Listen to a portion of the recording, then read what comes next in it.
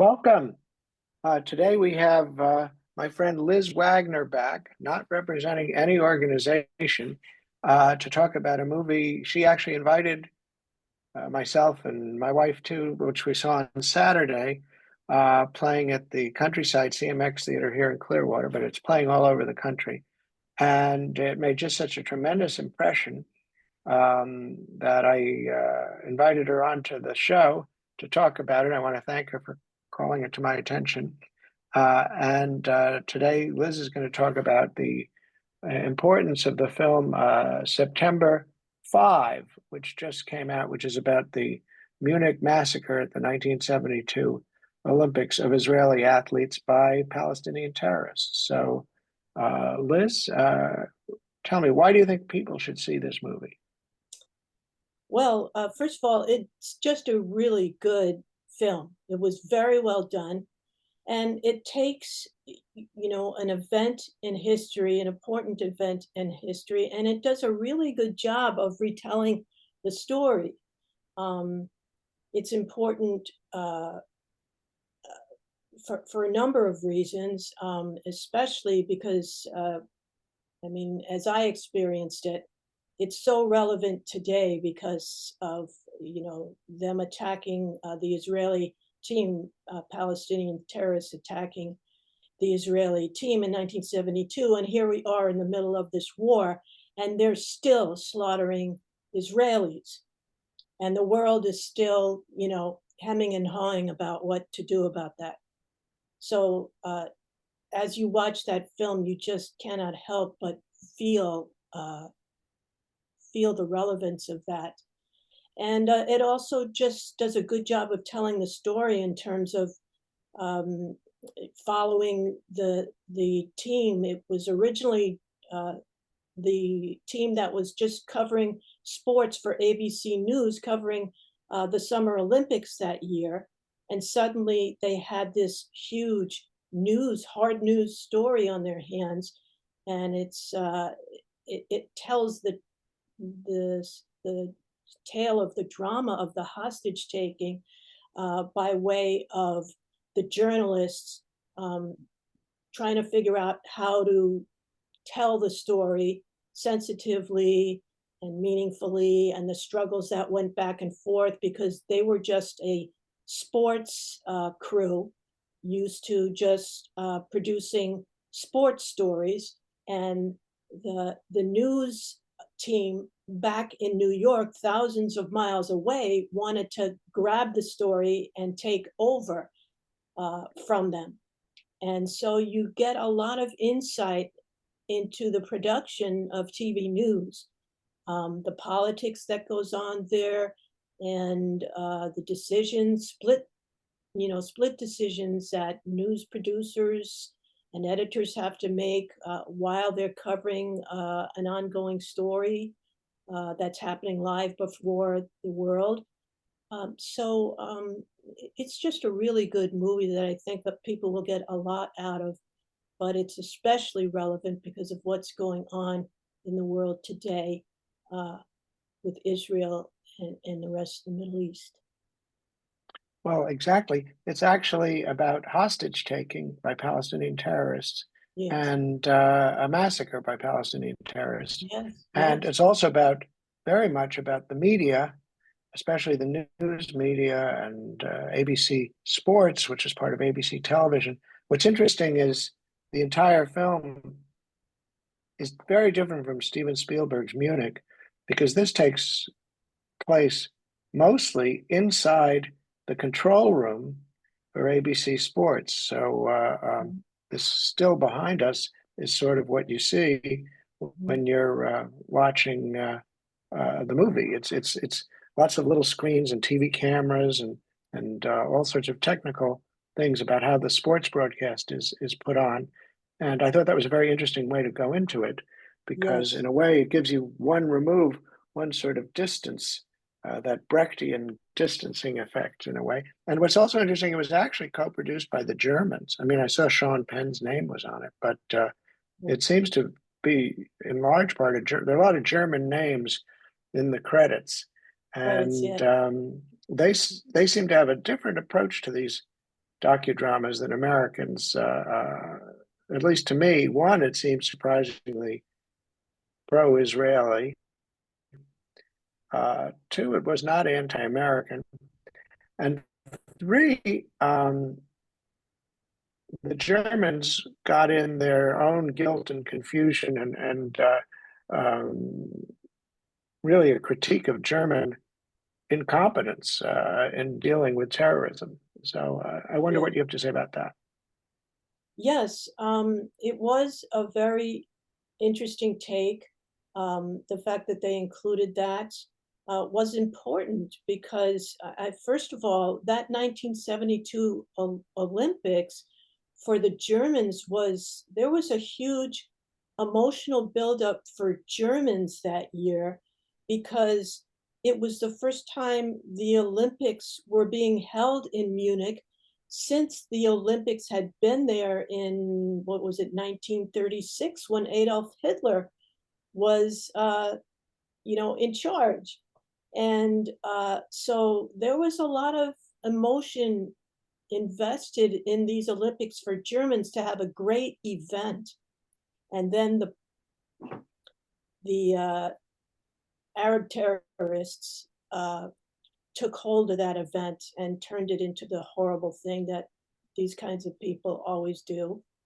And so it was very interesting that they included so many nuances that Hollywood often just gets rid of because it thinks it needs to tell a story the Hollywood way, I guess.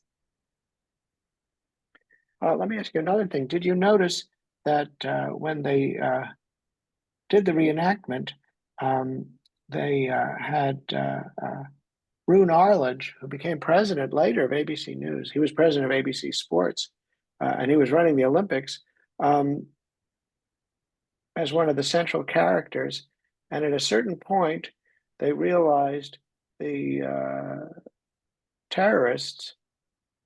And I might say what was interesting to me, apparently, according to this movie, I don't know how true it is, the first time they were called terrorists instead of guerrillas was at the Munich Olympics.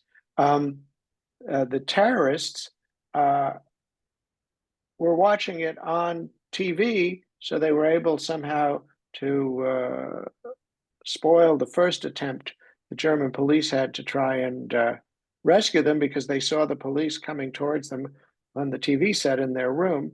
And it Yes. raised a certain interesting issue to what extent, because certainly Roone Arledge and the ABC crew were not in favor of the terrorists, yet they were getting tremendous ratings from showing it live. And the police bust in and say, you've got to take it off the air. They refuse to take it off the air. And to what extent we see this repeated also today in the Arab-Israeli conflict, where the media, whether for ratings or whether for politics, is somehow helping the terrorists, either inadvertently or on purpose.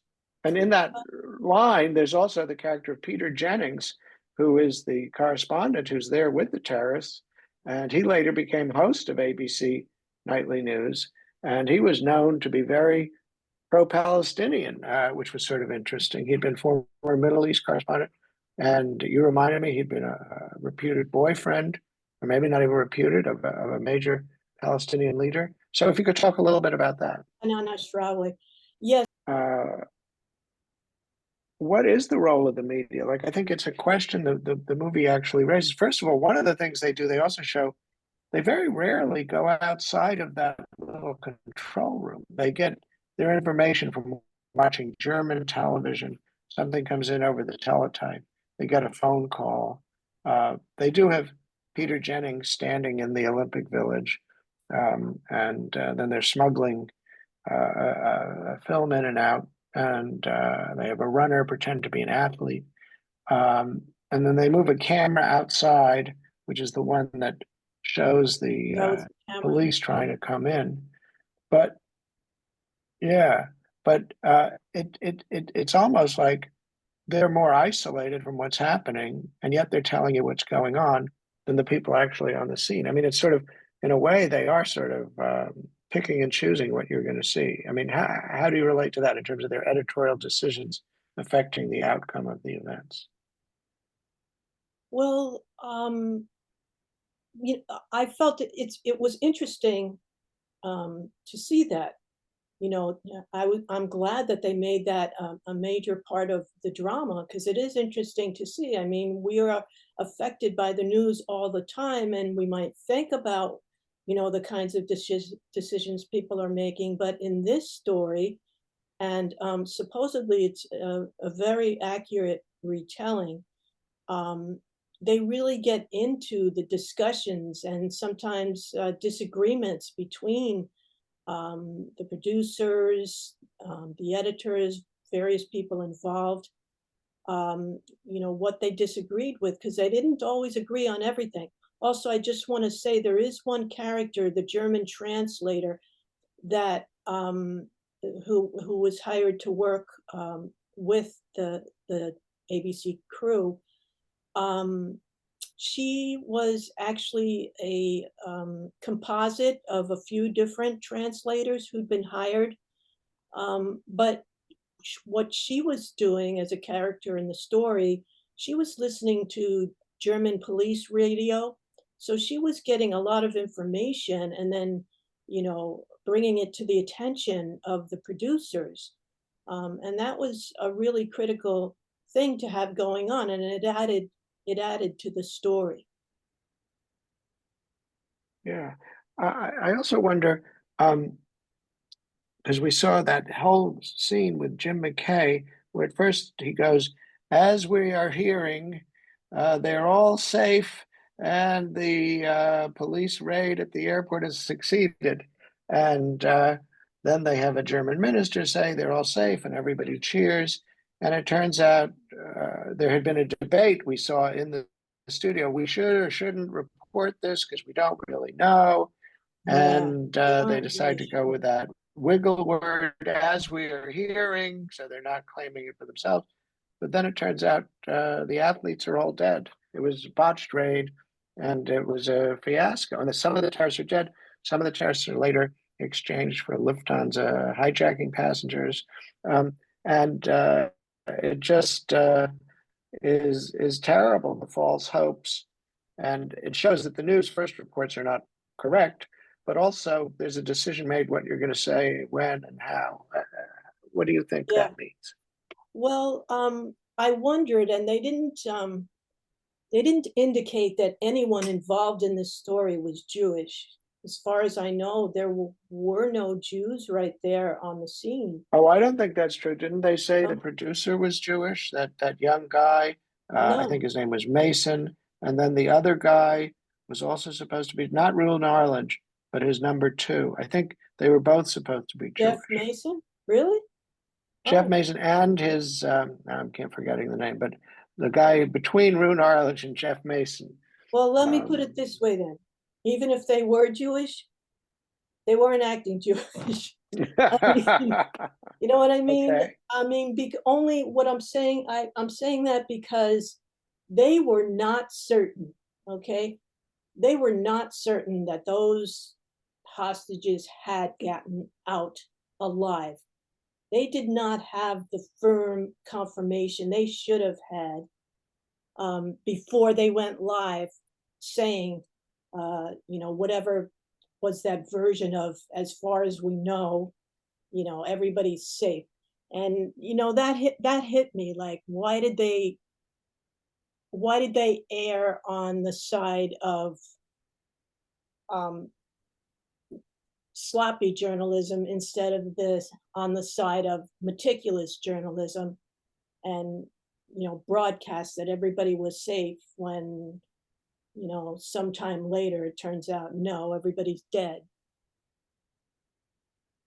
So Well, some that of it was is because they showed they were watching German TV and the German minister.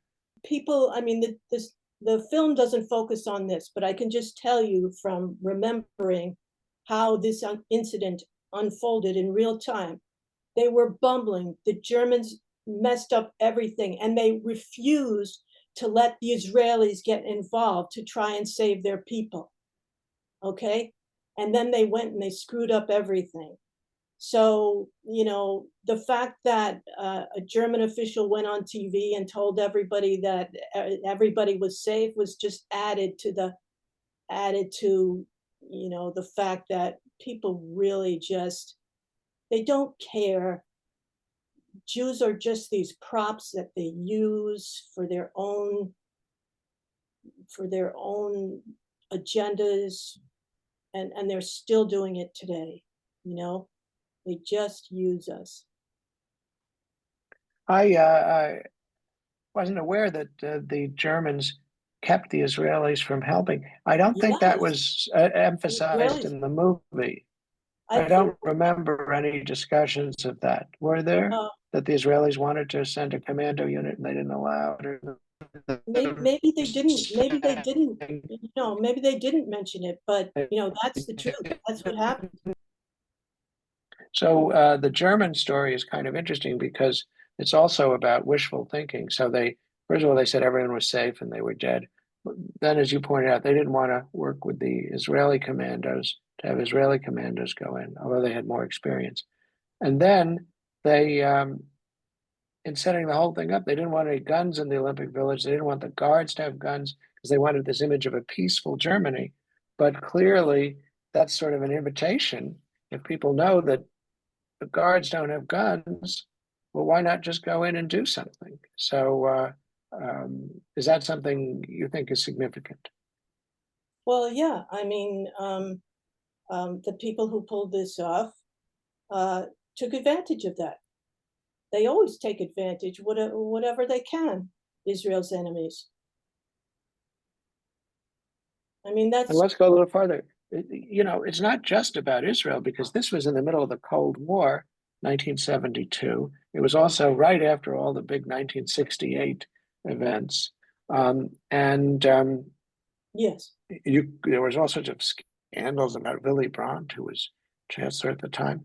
And the question is, given the Soviet American conflict, to what extent was disrupting the Olympics something that would serve as an embarrassment to the West as sort of a proxy for,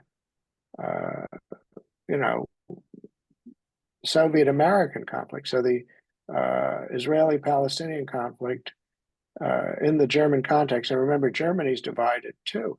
You had the Bader Meinhof gang, you had all sorts of stuff going on. If people remember, um, right, it was not a peaceful time. There's actually a series called Berlin 83, I think it was called. I'm sorry, Deutschland 83, which is about all the terrorism and so forth going on in Germany. That's the context here. Um, and the country was divided. There was the Berlin Wall. In a larger sense, it's not just about Israel and the Palestinians. As never, the Soviets were backing the Palestinians.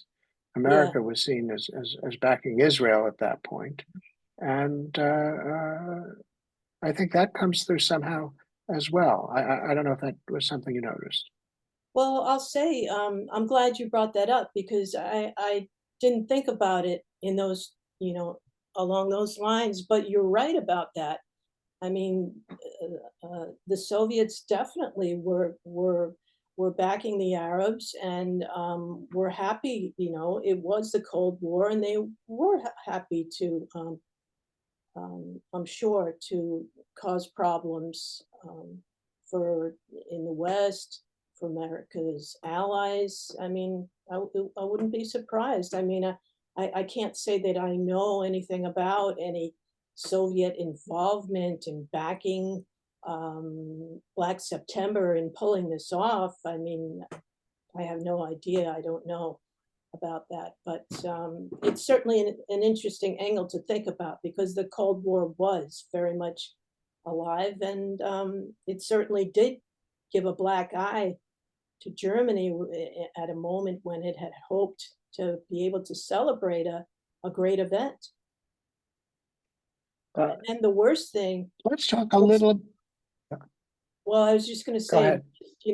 the icing on the cake was that after it was all over, not long afterwards, I forget it, how long it was afterwards, maybe days or maybe weeks.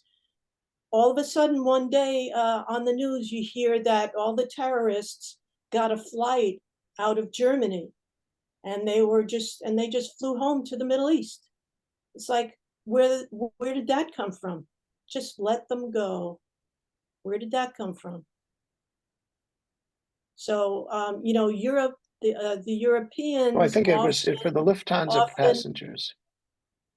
the Europeans often betrayed Israel just so they thought they could get better treatment. Like, in fact, I think it was that there was a promise, maybe we won't commit any more acts of terrorism in Germany if you just let these guys go free.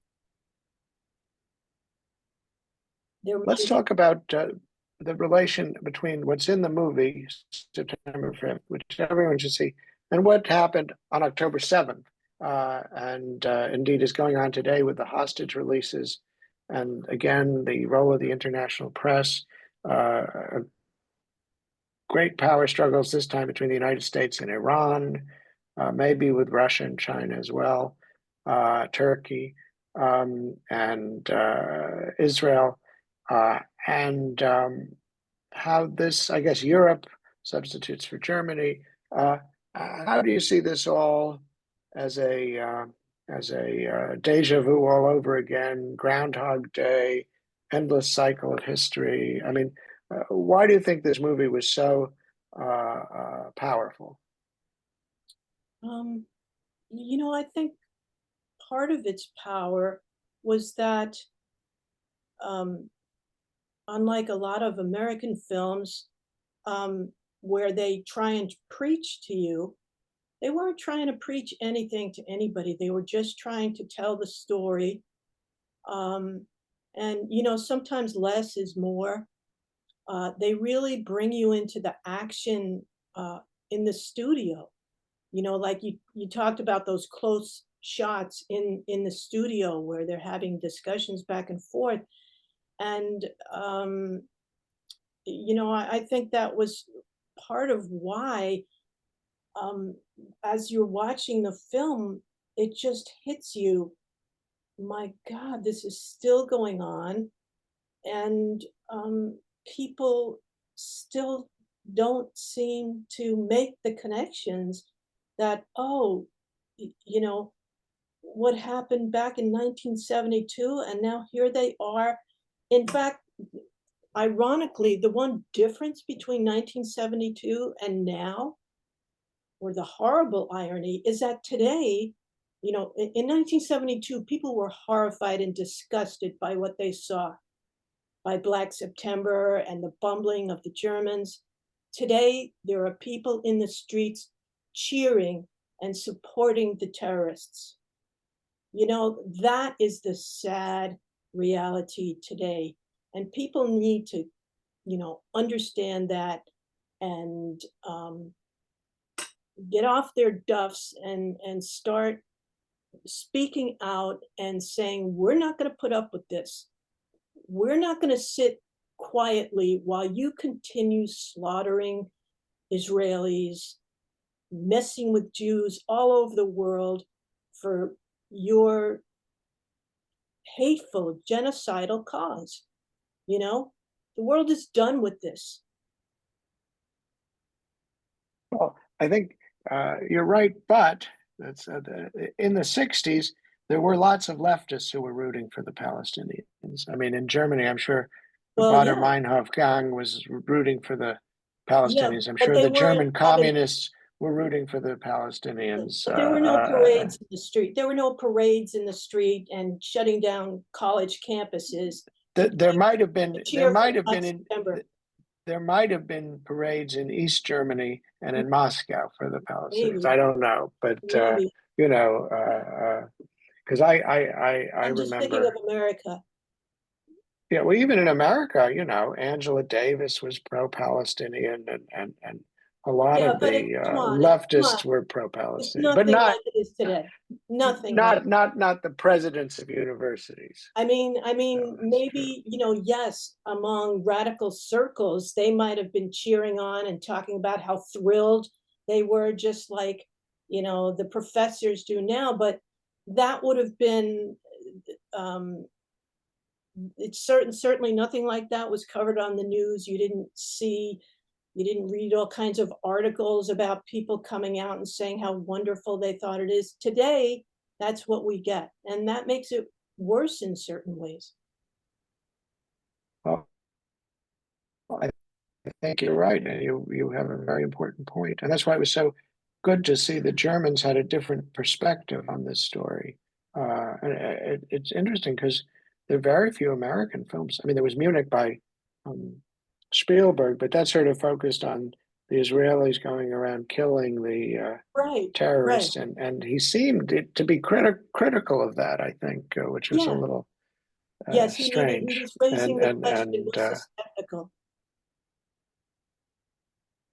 yeah. So I mean, you already see the slide into the other Yes, side, even at that yes. moment. And while we're talking So about this, I'll maybe we say should be that grateful the Germans made this. Yeah. yes, yes. And while we're talking, I'll say that, just yesterday, I guess, um, the Trump administration came out with an executive order to fight anti-Semitism. They were going to expand their efforts to make sure that Jewish students are protected. And people can hate Trump as much as they want, but if you are Jewish, you need to realize the left is not protecting us, and we have as much right to be protected as any Black American who was being, hunted down and harassed by the KKK back in those days, or is harassed today, the gay community. We have that right. And unless we demand to be protected, you know, uh, instead of worrying about our alliances with communities who really don't seem to care whether they are aligned with the Jewish community now or not, because um, they, they have they buy into the Arab propaganda against Israel, and they support all those lies against Israel. And I just want to make the point, hey, this administration is serious about protecting us. The last administration, no. Made some halfway measures, made a big flurry about releasing its plan to combat anti-Semitism, which included having the CARE as its consultant on this for monitoring anti-Semitism. But the Trump administration, no, they're serious, and people need to deal with that. You might hate them for a lot of other things. I don't agree with everything, Trump is doing or saying, but hey, if you care about the Jewish community, there's not that many of us. We need to find our supporters, and we can't be so picky and choosy, especially when the people on the other side who who want to claim that they've got the moral high ground, but really, in reality, when you see what they're actually doing and saying, no, they don't have the moral high ground. They've actually sunk really low uh, when it comes to protecting Jews. Well, I think that seems like the kind of message that we probably should conclude on because it's you know, it's basically your point. That's why the movie affected you so much, I think, because you see Yes, the same thing is going on, maybe much more so, that was going on then. yes, And the way people have reacted is cells. And yes. Yes, and so people should, I mean, we're in the Tampa Bay area, Pinellas County, So like I said, it's playing at the CMX Countryside. It's playing at the Pinellas Park Regal, and it's playing at a theater, I think an AMX in Oldsmar. So at least through next week, maybe longer. As far as we know, Yeah, the AMC Woodland. oh, AMC Woodland. And as far as I know, there haven't been any protests, but they're being very quiet about showing it. So people should really get out there and see it. It's important. Promote people to see the film. And the nice thing about it, it's made in such a way you can make up your own mind. I mean, it's a procedural. They just go through, the tick-tock, the clock of events and till the end. And it's very suspenseful It also. is. It is. It's And just a great film. I think putting it all in the control room really was a brilliant idea because Yeah. it was a different perspective from what you usually get. And Yeah. so I agree with you, and I hope this helps get some more people out to see the movie while it's still playing. I don't think Yeah. it'll play too long, but maybe then it'll go on to Amazon or Yeah. something so that people can see it at home. Yes. And also win awards. It is up for some awards, so hopefully I there's think there's several Oscar nominations, aren't there, for the actors and yeah. some other things. So we'll have to see how that goes. Yeah. All right. Well, stay tuned and thank you. Thank you for bringing it to our attention. Thank you for taking me to see it. Thank you for analyzing and discussing it. Thank And you for we'll, doing a show on it. yeah, we'll come back and talk about some new topic at some future date. So Okay. that's all for now. Thank you to Liz Wagner. And we hope you enjoy September. And I don't know if it's called September 5 or September 5th, but I hope you enjoy it. Although it was quite wrenching. I know you were very upset afterwards. And actually, Yeah. I was kind of upset too. But it's also very good cerebrally because there's a Yes. lot of thought in how they did it as well as the emotion. So I think Yes. it's Yes. something to think about as well as something to feel. And it's nice to see a movie made for grown-ups, frankly. I mean, Yes. that's not Yes. cartoon characters with CGI backgrounds. So that was also quite well done. All right, and thank you again. And we'll wrap it up now, and then we'll come back with our next topic probably in a few weeks. Okay.